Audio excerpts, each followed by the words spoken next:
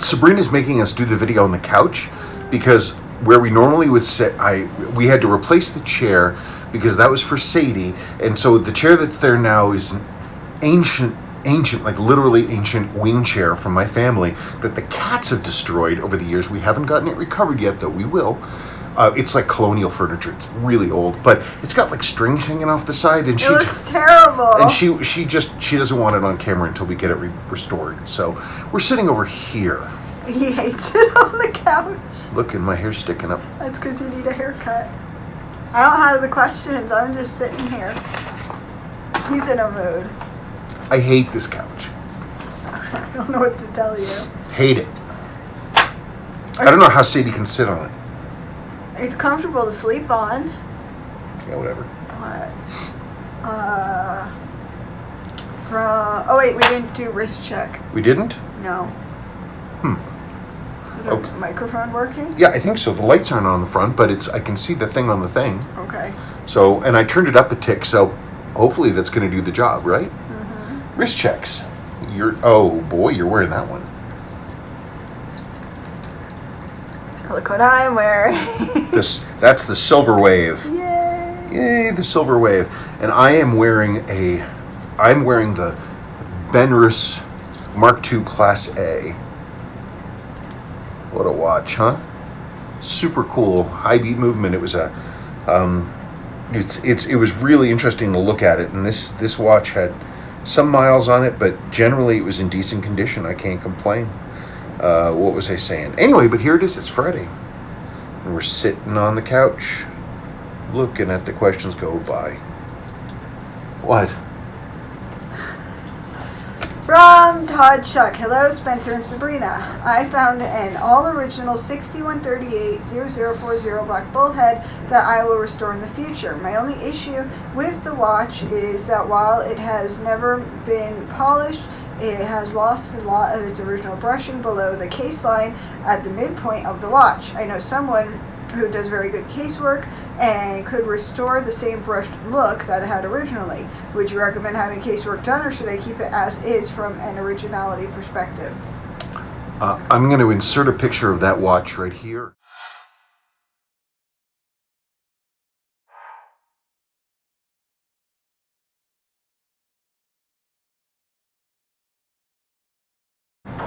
The thing with casework, Seiko's casework, is just nuts. Look at my hair. I need a hat. No, because then that makes me look more washed out than I do right now. Does it? Yes, because it takes all the brightness. If you can find somebody that can do, really, really good work, the thing is there's almost no case condition that is worse than a bad case repolish. So, if you know somebody that can really do good work, sure. Why not? For me, I looked at that picture closely, and if it were me, I would actually, you'd be amazed. If you buy some polywatch, everybody uses it for acrylic crystals, right? But it's a really, really fine, like abrasive powder, like a diamond powder or something. If you get some on a soft cloth, right by them, and you just go over the case itself, it will amazingly minimize a lot of those scratches. You're not really polishing it. You're getting a lot of the little surface hazy things gone, and the whole watch will look better. Again, I'm pretty leery about repolishing unless somebody can really just remanufacture it, like really get it to where it's supposed to be, not take a buffing wheel to it, but really remachine it. What? I'm reading questions. Oh. I'm sitting next to a crotchety person. From Surfside. Alright, everybody pull out your Seiko SKX 007s, now confirmed discontinued, and do the Seiko Shuffle. Just 30 seconds a day. Keeps mine going even off the wrist. Seiko Shuffle is when you have your watch, you pick it up and go but to wind it a little bit. But the reason I put this question on there, the SKX 007, it's been discontinued for sure. Because people are like, oh, is this the SKX replacement about the Seiko Sports 100s that came out, the new variations? Because it looks like they're using those same cases. So SKX is really gone, really. 007s, 173s, it's wild. All gone fairly well, man. I've always said future classic. from Earl B31. Lovely vintage Fender Telecaster you have there in the background.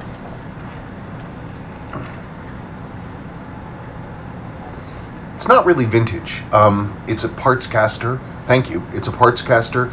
It's a genuine American Fender neck, made in America with the Fender certificate of authenticity and all that other kind of stuff. The pickguard is Fender, bridge is genuine Bigsby, floating Bigsby bridge, as well with this.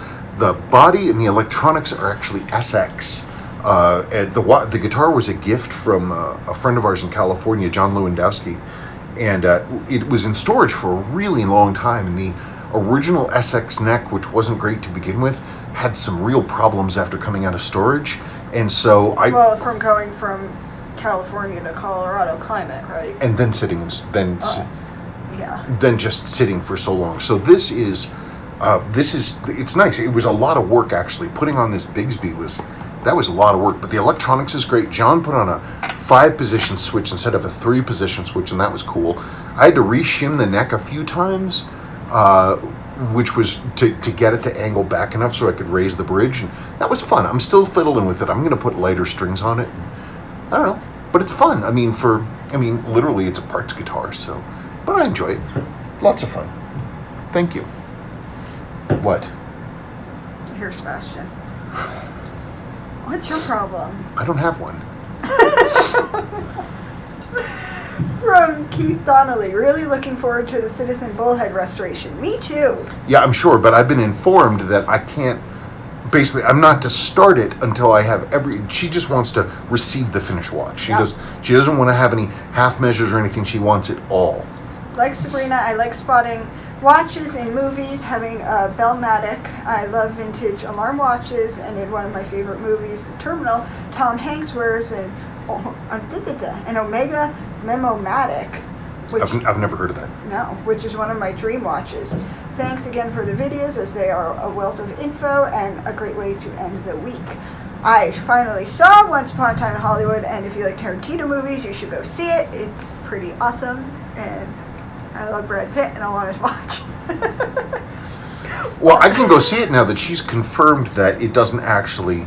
It's Once Upon a Time. Once Upon a Time. So it's a fairy tale. It's a fairy tale set in that period with some historical events as a backdrop, but they've been tweaked. So I'm going to go ahead and see it. I wasn't going to see it because of the subject matter, but I will see it now. But anyway, that bullhead, I've got a new bezel because the bezel has some serious corrosion damage to it that's going underneath the sealing surface, and a new crystal that's going to come in, and then I'm going to get into it. Like I said, I'm looking forward to it because all the plates have come loose and unscrewed, so I'm really curious to see what we're going to find in And it's something new for you to do. It absolutely is. Yeah, so that's fun, rather than grinding away at the same old stuff. From Esoto, 826. Hi, Spencer and Sabrina. I'm back with another question. This time I wanted to know if you would ever consider doing a Seiko quartz tester video and how different it is from a regular quartz tester. Thank you in advance. That's a good idea. It's a good idea. Me using the Seiko QT99 is actually a bit of, I don't know, sort of bloody-minded perversion on my part. It's sort of it's an old tool, and it was they were groundbreaking for their day, but now, honestly, they make modern testers that cover everything. They cover mechanical. Well, this thing in theory would do mechanical and all that, but they make new ones that will do that. And this one actually has a problem where, like, the whole function for doing, like, LCD watches doesn't function at all.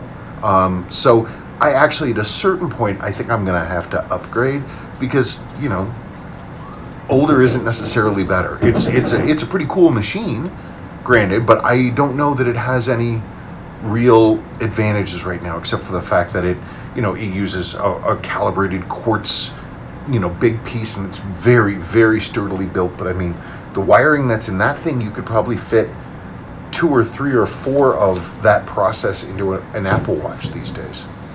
So I'm just being kind of silly, honestly, for using one.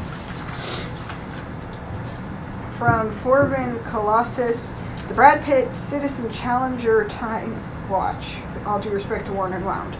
Oh, I'm going to insert a picture. He sent us an ad of the Citizen watch, which is pretty interesting, and I'm going to insert that.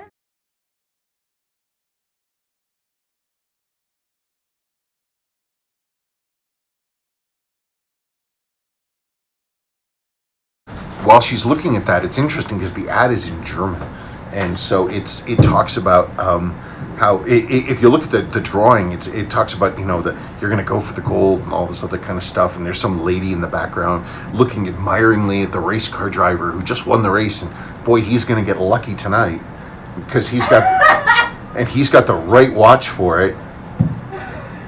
Isn't that silly? Yes. So anyway, you will have just seen that. Honey? What? He's going to get some because he won the race and he's got a Citizen watch. Yeah, but my question, okay, so in the movie, it's not a spoiler, Brad Pitt isn't rich.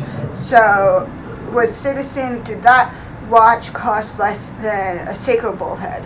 I don't know the answer to that, but honestly, these luxury goods, they weren't that terribly expensive back then. Like you could get a Rolex they were more expensive, but they weren't brutally more expensive. I mean, everything's expensive nowadays. Yes. From Randy Novick, very nice to watch. The audio is always so faint on the 4X, Y, and Z episodes that I find myself watching them twice, double the pleasure. Curious about something, even when you point out where the previous service was expertly done, the mainspring arbor ports are always wallered out. Is jeweling these ports something seldom or less commonly done? Thanks as always. I think probably just a lot of guys maybe just didn't think about it so much. I don't know, because like when I opened that watch, you saw that big ring of wear around it. I don't know, hard to say. The classic fix I often see is, guy would take a punch and he'd punch in the edge of the hole to sort of close it up a little bit. Really kind of a cheesy way to do it. I have seen it, old restorations, and it's been a while, but I've seen some old restorations with 6139s where I pulled that mainspring barrel and there was a jewel in there. I've seen that old school stuff, but it's been a long time. And those jewels, Seiko used to sell them separately. It was a separate part number. You could get them. And those supplies dried up a very long time ago. And I think most old school watch guys are not going to huff around looking for center wheel jewels that might have the right internal diameter to work on that. So they just either ignore it or close it up that other way. I don't know why the lights aren't on. It is recording. I know, but it says built-in mic. So I don't know if that means we screwed up the sound. I'm sorry. Yeah, well, we could pause and listen. Yeah, sure. Why don't we do that? Let's check. Now the lights are on it. I don't know if it was working. I don't either. It might have been a little quiet. I'm not sure. Sorry, please don't say, too quiet, can't hear you. Too quiet, can't hear you. It's annoying. Yeah, because I had it down 2 and people said it was too quiet. So now it's 1 below. Anyway. Okay. I don't know where I was. I don't either. Did you finish the question? Maybe. From Nacho Valenti. Hi, Sabrina and Spencer. First of all, thank you so much for the videos. I enjoy all of them. My question is about a Seiko 7000 my uncle gave to me almost 1 year ago, and the watch is in great condition, service polished nice and clean, and working pretty well. I love the window just with the day of the month, than date. I would like to know your opinion about this watch and how the movement works. Thank you very much. I'm a big fan of the 7002s. Reason being is that the 7002 movement, which is part of the 7000 family, is actually, it's a great movement, and for Seiko, a lot of lineage. Seiko brought those out in the late 1960s in the 7005s. They're all metal movements. They are they're fully jeweled, and they have a lot of. They've got nice small wheels. It doesn't take as much power for the mainspring to push them around, and they're great watches. They have some plastic things, like the dial ring is plastic and the movement ring is plastic, but you can swap out pieces. You can swap those out with earlier metal ones if you wanted to. I don't know. They're great watches. The cases are well made, and it was really the beginning of the modern era. And the SKXs of blessed memory were a direct derivation of the 7002s. They're great watches. They really are. And serviced, they keep magnificent time. What? Nothing. I don't know what he's talking about. Who? Todd S. Goodness, this is spectacular. Thank you for filming this and sharing, Spencer. It was the 6139 restoration video I did last week. A lot of people seem to be really like, maybe I just haven't done a lot of 6139s recently. I don't know what you're doing. I don't know, and my videos are so haphazard. I'm amazed that anybody watches them. It's true, but the result did come out nicely. I was very pleased with that. That watch should be in Australia like today. Might actually already be there. From Michael Hessock. I owned one like this, wish I never traded it about 20 years ago. Yeah, it's the same blue 6139. I love them. I mean, people really, really, really dig the golds. But I think the blues are more like, I don't know, I think they're a more timeless design. I think that their coloration works really well, and especially in their really top shape with the clean blue dial and the unfaded indicator ring and the orange hands and the white lume. It just nice, big, bright primary colors. It looks really cool. Just a gearhead. Hi, Spencer. I have a few questions for you. First, are you taking in any work soon? I don't know. At this point, I was doing math in my head at like 3 a.m, thinking about because I currently have 108 jobs in house, and it's like, I'm going to be shocked if I finish by the end of the year with my backlog. It's probably going to be into the spring.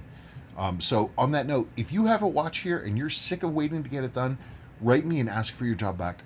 Absolutely understand, not a problem. Take your job back and find a faster option because I ain't fast. It's okay. I have a 7000 that I would love to wear on my wedding next year. It runs but gains like 10 minutes a day. That sucks.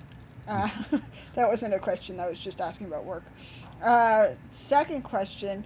I really want to add an H-link to my turtle like you have on your 775. I found one on Uncle Seiko brand new. Could you elaborate how you fitted the end links to it in an upcoming mail call maybe? Thanks. I thought Larry had that whole thing set up. Like you could just buy it and it would work. I could be wrong. I don't know. There's nothing super complicated about it. At least I don't think so. You just, in the past when I've had to deal with it, I had to open up the area on the end link. I need to make them a little bit wider, that gap a little wider, and I just used a Dremel, and it was fine. I mean, it takes some time, and you have to be careful and work slowly, but you just open that up a half millimeter. But I thought Larry had that all set up. I don't know, I'll rate him and ask, but it's also send a question to Larry at uncleseiko.com and ask him if he has those, or look under the 6309 diver accessories sales page. What? My braces are cutting my cheek. It's no fun. From Premium Blue, awesome video. When I was in 7th grade, a rich kid sitting next to me in English lit class was wearing this watch. What watch? 6139, Okay. 6002. Wow. I daydreamed every day in class wishing I could have one too. One day he let me hold it and I was like, wow, I must get one for my very own. Every day my eyes would drift over from boring schoolwork and stare at his ultra cool watch. After school one day I rode my bike 2 miles to town on a hot sunny afternoon. I went to several stores looking for this watch in the display case. The price in all the stores was a shocking $185. So out of reach for a broke 7th grade kid back in the day. I was so disappointed and heartbroken. I said to myself, someday, somehow, some way I will own one of these fine gems from Seiko. After many years rolled by and the internet and eBay finally came along, I found a mint condition 6139 6002 for a winning bid of $235. Even though I have more watches than I care to mention, this is still my all-time favorite. That was a nice story. It was a nice story. Boy, I can't even imagine being able to go down to the shops and having a vintage Seiko in there. I can't. Well, it wasn't vintage at the time. But you figure in the early 70s, $185 was a lot of money. I wouldn't know. That was a lot of money. Okay. Sodas were a quarter. They might have even been a dime at that point. Okay. I don't know. I wasn't alive. Well, I'm glad you have your watch. They are super cool. From Javier Hernandez. You can tell it's an expensive watch when the quartz movement has jewels. I forgot the name of my Seiko movement, but I know for sure it's unjeweled. I opened it, and even then, it's extremely accurate at plus 6 seconds a month, and it's dead silent. Can't hear it unless it's pressed into my ear, and it ticks with authority. No looseness or judder with the second hand, dead center on the indexes too. I can only imagine the jeweled Japanese quartz movement. Can't imagine how it can somehow be even better than an amazing non-jeweled movement. Yeah, those Seiko really went to town on their stuff, and so like this was comments on a video on a 7549 Tuna, and they're a 5 jewel movement. But it's like if you ever get a chance, if you're ever bored, look in some of my other videos where I'm dealing with like a 7/8 chronograph movement, and they've got 15 jewels. They're like astonishing because Seiko later on realized you don't need jewels at all. You can just have unstressed plastic, and it doesn't matter in a quartz setting, but. Boy, those early ones, and Seiko still makes it. Their 9F series, which is the high-end grand quartz stuff, those things, they're all jeweled, and they have trimmers and everything. But Seiko was producing those back in the 80s and the 90s. You can get a watch every bit as accurate right now as one of those 9Fs for not a whole lot of money. The TV dial square dress watch that I'm going to do a video on one of these days has a trimmer, and it's accurate to, God, a couple of seconds a month. It's nuts. What, are you ready for the next question? Sure, why not? Okay. From Randy Novick, really neat. I see these hand winds from time to time, and I find them charming. Was always curious what they're like inside. Audio is great this time too. Winky wink. Hope it's great this time. Sorry if it's I'm not. gonna have to jack up the volume on that first section because it was not on. Those hand winders are cool. They're neat. I have a number of those hand winds. They're smaller, physically smaller, but they're super nice cases. This is the only one I have here. It's very similar to the one that I was working on in that video. This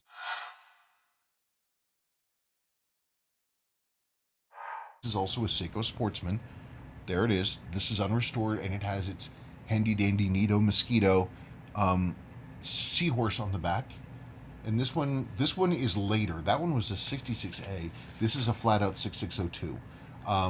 So it doesn't have quite a flat back, but it's from about the same time. This one is July 66. That one was June 66. But it's nice. It's a good sized watch, and date only, and it's pretty cool. I keep meaning to take time to do this, but this one's going to be an extra challenge because some genius cut off the crown tube. Look, they just cut it off. I have replacement crown tubes, vintage ones, and it's just something I need to make time to do. I've kept this one in a special little box for a long time, waiting for the day when I get a twinkle and decide that it's time to have a dress watch. You? That's a joke. He doesn't like them. Not that I don't Well, like no, them. you don't like wearing them. I don't wear them. I don't know.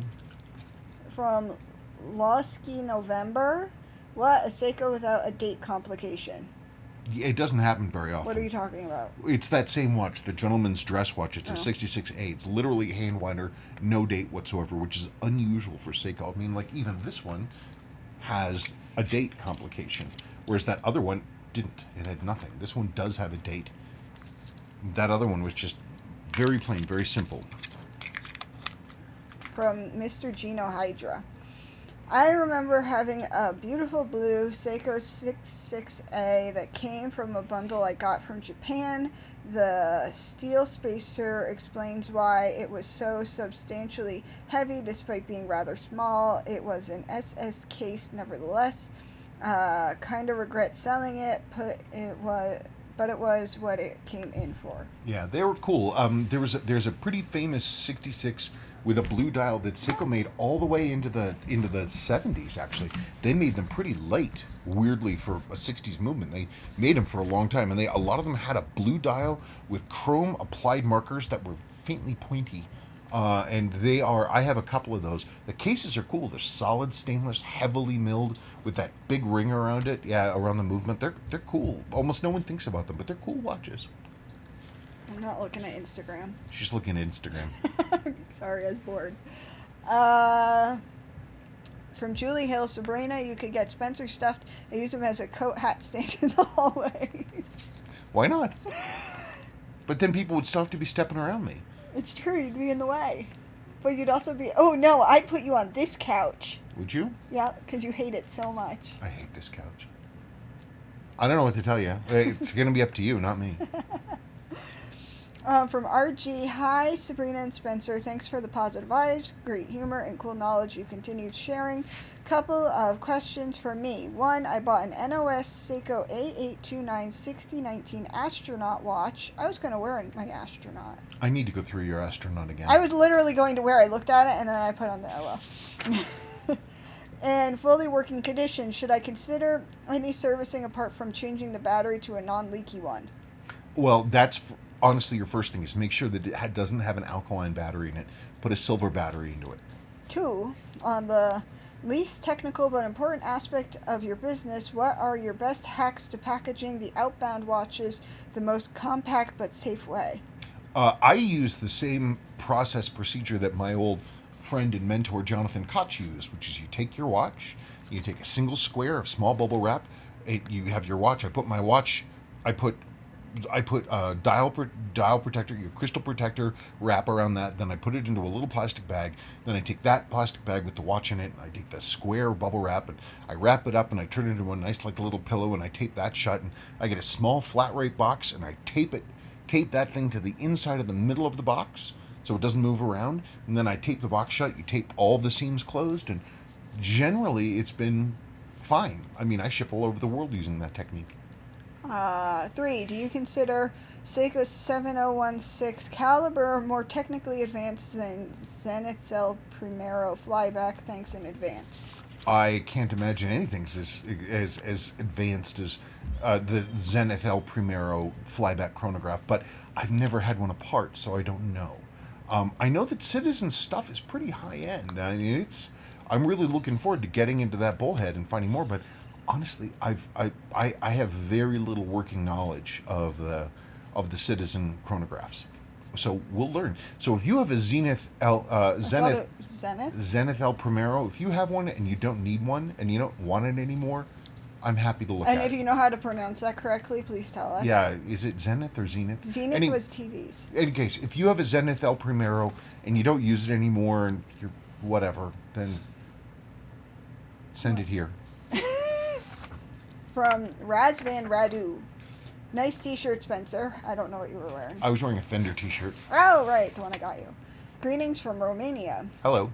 Question for next week's video. What is your opinion on Citizen's the 23 jewel caliber 8110A with hand whiting beating at 28.8K, having a vertical clutch chronograph and flyback function? How is that compared to the 6139-38? Is this movement also supposed to be left with the chrono function running? Thanks. Again, I haven't pulled one apart, so I can't really speak to that. The thing with actually everybody's ready for a Citizen to get everybody's ready for that Citizen to get ripped apart. They are oh shoot. Honestly, the thing with the 6139 is they are, in terms of being a chronograph, they're actually quite simple. Because so many of the functions route through that chronograph wheel in the middle. Versus something like a Swiss chronograph, which has levers and all this other kind of crazy stuff, like my Lemania 5100 that's in my Type 4 Omega. That thing's wacky. It's got all kinds of stuff. It's got wheels. It's got cams. It's got sliding clutches. It's got all kinds of crazy stuff. 6139 is pretty restrained actually, all told. But the 7016, like the Seiko, like Dainey chronographs, they are Dainey. They are they're beautifully made. They're much more lightly built and more complex. I get the sensation from just briefly looking at her bullhead that the Citizen is going to be kind of the same way. That it's going to be lightly built, thinly built, lots of stuff jammed into a tighter package. 6139 and 6138s are actually pretty burly. And so I think it's going to be much more comparable to the Dynie 7000 series chronographs. But we'll find out when I get into it, whenever that might be. Well, did you find a crystal yet? Yeah, I have it in my What are you waiting for? I just need to pay for it. Oh, I thought you meant you had it over somewhere. No. I have to pay for it. It has to get shipped here. You're lying to me. You No. have it already. No, I don't. No, honestly, Scout's honor. I absolutely do not have it. Okay. From Jose F. Gonzalez, asked a question about the guitar and changed his mind. So now we go to question 2. About cars, for me, it's a 77-78 hardtop Mustang. That's the car my dad had when I was a kid, around 10 Isn't that years Mustang old. 2? I'm sorry, go on. A neighbor has one in barely salvageable condition, and I drool over it every time I walk by it. Okay. Isn't that like... Why are we talking about cars? Well, because they're interesting. Isn't that I don't know much about those 70s Mustangs. Like, isn't that Mustang 2? Isn't that a Fox body Mustang? I don't know. I don't know. Oh, anyway, go on. 3. Crazy thing, just a couple of months ago I bought a Brad Pitt Gold Citizen bullhead with the original Citizen stamp bracelet from my flea market watch dealer, and all of a sudden it's turning into a celebrity. It's fully functional, not perfect but very good, normal use condition, only the plating on the bracelet has been rubbed down to the bare metal. The day quick set is the wackiest system. Pull the crown one time and click the reset button. It shares the Cal 8110 movement, hand windable by the way, with the Panda Citizen bullhead, with the non-original chiclet bracelet that I wrote about a couple of mail calls ago, which has a non-functional chrono module. Time and calendar parts working fine. I'm very interested in seeing you work on that movement. By the way, boy, you were right. Pain in the ass to remove links from the generic chiclets bracelet and nearly destroyed them and my fingertips. I just shed the last scab from a superficial gash trying to get a tiny screwdriver into the folded metal link to open it, but I did it. And I didn't destroy the whole bracelet. Infinite thanks for your time and patience with us watch lemmings. Cheers, Jose. Yeah, it's tough getting those things apart, and you got to, because, man, one slip and boop. I have some tools that I use to open up those things as gently as possible to stop sort of warping everything. But yeah, it's going to be fun. I'm looking forward to it. The thing you described where you pull out the crown one thing and then click a button to make the date advance, that's wild. I can't wait to have it. Well, one of these days. I don't know. Anyway, so do you think we should go back and re-record the first section of it? I don't want to. Okay, so I'll just I am very sorry that it was quiet, everybody. Please don't yell at me. Or him. We're still learning this new system. Yes. I will jack up the volume on that first section, and it'll probably sound awful because you can hear the air, but what are you going to do? I don't care. It's Friday. We got stuff to do. Yes. I got to roll. Yes. And that's about it. Okay. Okay. Bye. Bye.